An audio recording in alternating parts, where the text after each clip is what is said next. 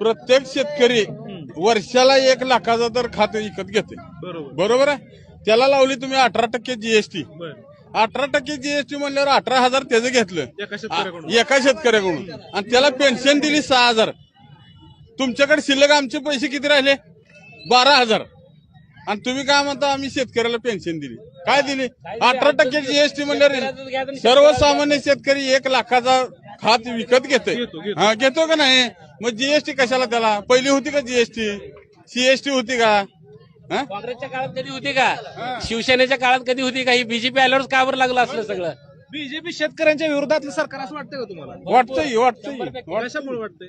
मला सांगा, कांदा निर्यात बंदी करायचं काय काम होतं यांचं? चालू होतं ना सगळं. काय कशामुळे उठसोळ आली यांना?